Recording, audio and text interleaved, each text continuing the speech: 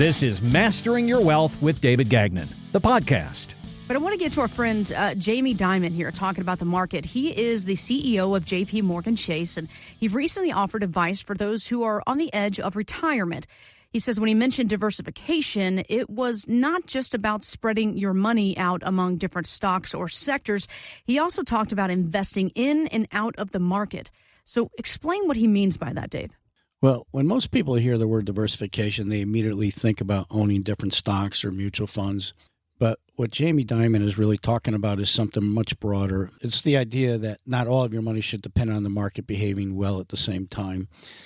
And because once retirement begins, the goals seem to change. It's no longer about growing your assets. It's about protecting your income. And that's where investing in and out of the market becomes important. Some assets are positioned in the market, things like equities that provide long-term growth and inflation protection. But with a real strategic income distribution plan when you're in retirement, which is what we design, other assets may sit outside the market swings that provide stability in your income, which is very important. Because you don't want to be in an income plan that's truly market sensitive, because people run into problems when the markets start to drop and they have to sell more of their shares to create that paycheck every month.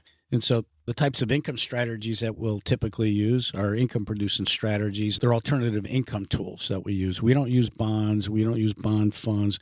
We're using high yield alternative fixed income investments, which these are the types of things the wealthy people have access to and know about. We want our clients to take advantage of these same tools, and that's what we utilize. There's some guaranteed income products that we can use that have very high payouts for people that are in or close to retirement that are lifetime. And so now we can create predictability that's lifetime. And then we'll have cash reserves for short-term spending, which, will earn some interest but is truly liquid and accessible in the time of need in the event you have some surprises, car repair, home issue or improvement. And then we'll have some conservative income assets as well. So there's a diversification just within the assets that produce income. So that structure creates flexibility, which is really nice. You don't rely on the market to get your paycheck every month.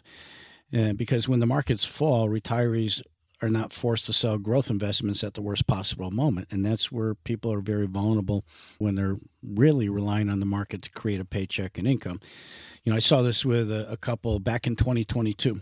They entered retirement right before a volatile market period. If you remember, 2022 was a pretty bad year in the market. But it was also a bad year if you were in bonds or bond funds, because this couple's income plan included assets that were not dependent on market performance. So they weren't as vulnerable as a lot of folks might have been at that time that were relying not only on a bond fund, also stock investments at that time, because both dropped in a significant way. So this couple received income without touching their growth portfolio, which is nice. They had that flexibility. But I saw a lot of other retirees prior to 2022 with market-sensitive investments that they were going to rely on for income, and they had to sell more shares when that market turned into a negative position. So you're very vulnerable when you're in retirement or getting close to retirement and you see a drop in your market portfolio that you are going to rely on for income. So diversification today isn't just about how many investments you own. It's about how many income sources you have and how they behave in different environments. And that's the real key to retirement confidence. And what we do is we put together a personalized strategic income plan that has a lot of different tools that align with your planning objectives for the income you're going to need, and also other areas of planning objectives for growth and inflation hedges and tax efficiency. So we're always looking at tax planning in the mix as well. I love that you talk about that is the key to having that retirement confidence, right? Having the strategic income plan. And you talked a few moments ago about guaranteed income and fixed income opportunities there. And you said, this is what the wealthy does. Well, don't we always say that to ourselves? Gosh, how are the wealthy doing this? I want to do what they do. Well, we're giving you the opportunity right now. Take advantage and sit down with David one-on-one, put together this strategic income plan. And also we're going to do a portfolio analysis for you.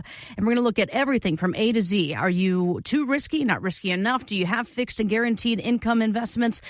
Could you back up a little bit here? What can we do for tax planning? And remember, folks, it's different for every single person. So just because one strategy works for your best friend, your sister, your brother, doesn't mean it's going to work for you. That's why we give you the opportunity to come in. It's complimentary, and you'll sit down with Dave one-on-one.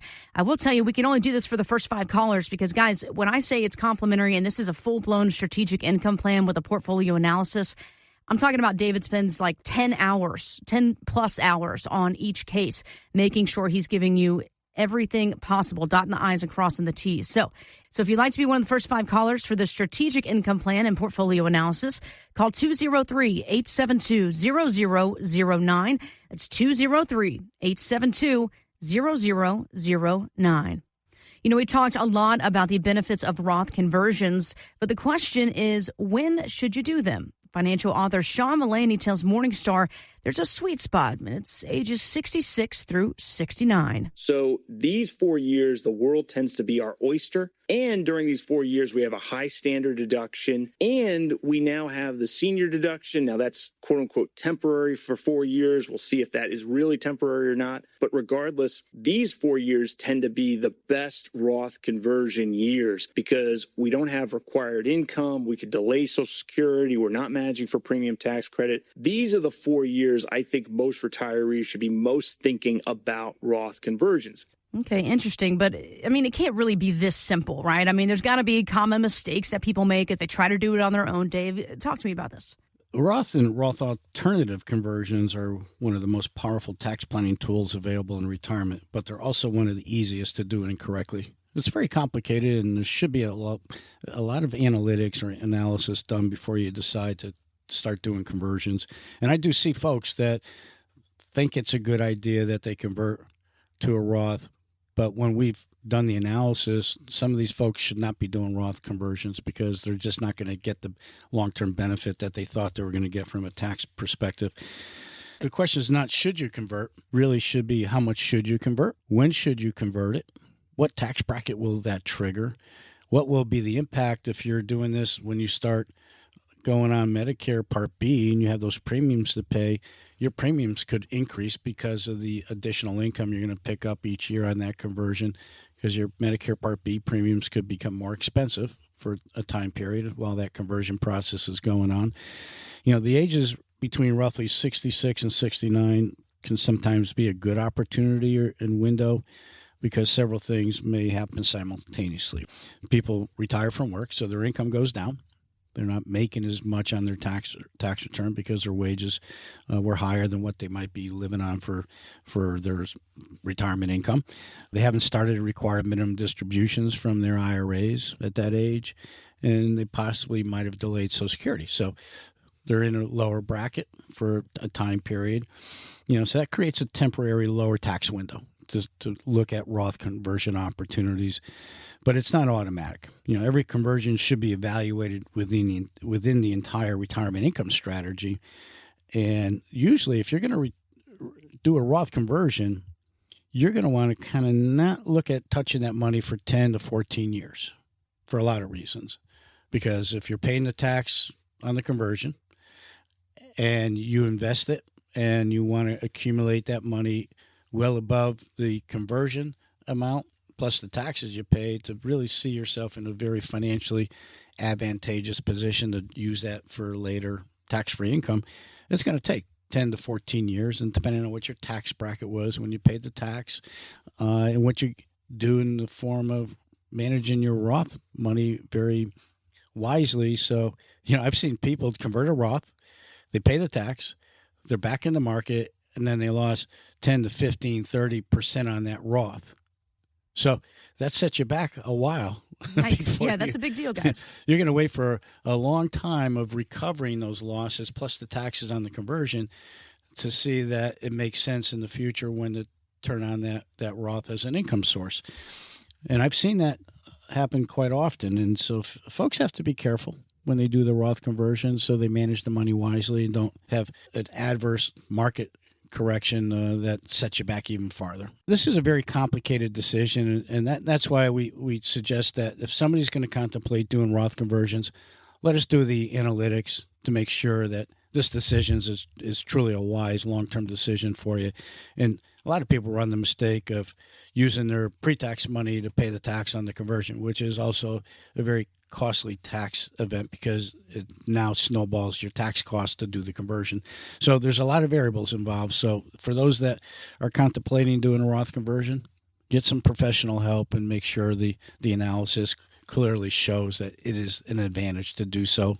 And, obviously you got to make a good decision that doesn't impact your short-term income needs, because sometimes people convert too much in the Roth side and then they start touching the Roth way too early in the process of taking income for their retirement. So is a Roth conversion something you should be looking at? Well, let's find out. We'll do this Roth conversion analysis for you. Again, complimentary to our radio listeners only. That phone number, 203-872-0009, 203-872-0009. Don't forget the website. Lots of great details there about David and all the services he offers you at masteringyourwealthradio.com. All right, Dave, this is a big question here. This can say a lot about a person. I mean that honestly. When you're done shopping and no one's looking, what do you do with your cart? Do you walk all the way back and return it, or return it to the little cart thing in the parking lot? Or do you just leave it on the side or, in the way of somebody else trying to park? What kind of shopper are you? Everything I do in life is strategic. So this is what I do when I go to the supermarket. Now, it's not often. My wife takes care of that most of the time. But I will park my car near the carriage return so that when I come out, I don't have to walk that far to put it away. And even if I had to walk far, I would still put it away. I just feel guilty leaving it in the parking lot where it could roll into somebody's car, or somebody goes to park and they didn't see the carriage or the cart and they damaged it. I would just feel horrible if that were to happen. So I always strategically try to park near the carriage return. Hey, man, great minds think alike, because I do the same exact thing, especially when I have my kids, so I can put the kids in the car and do the groceries and put the cart away, because honestly, it's just common courtesy. It's basic decency, right? Because if you leave it out, I mean, you're going to have possibly a bigger problem. It's going to roll into someone's car, somebody's going to hit it, whatever it is, and it's just not the way to do things. Well, remember, years ago, they never had the carriage return in the parking lot, so they make it very convenient to do that instead of bringing it all the way back to the store inside. All the way back. You got to walk 20 feet in the store. So they make it so convenient. So I don't know why everybody doesn't do that. Some people are just lazy.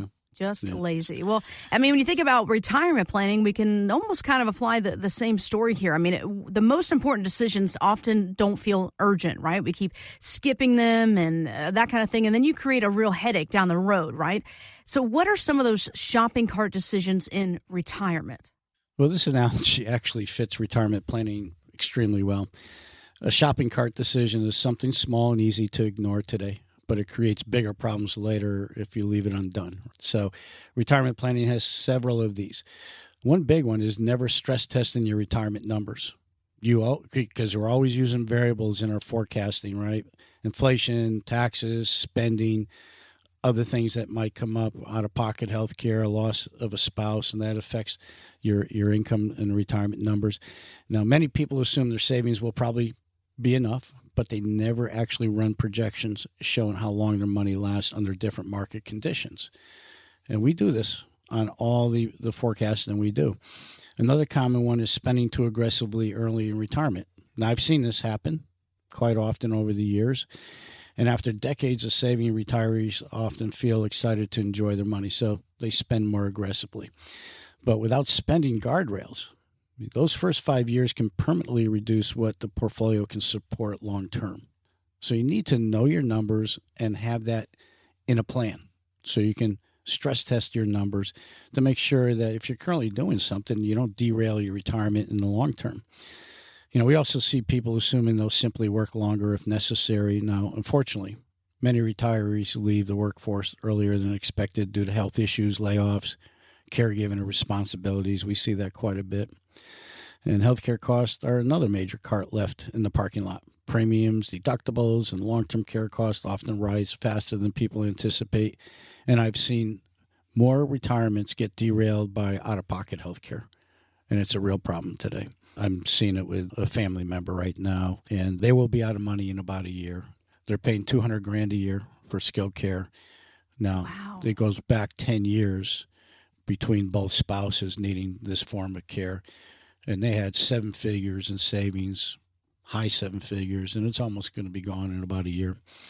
So we always try to have a backup strategy to your income plan, your retirement strategy for these type of events. And there's ways to protect yourself to some degree with good planning without buying traditional long-term care insurance.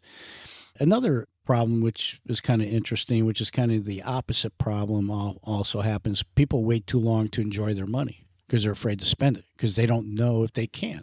So having a plan gives you the clarity and validation that you can spend your money and at what level.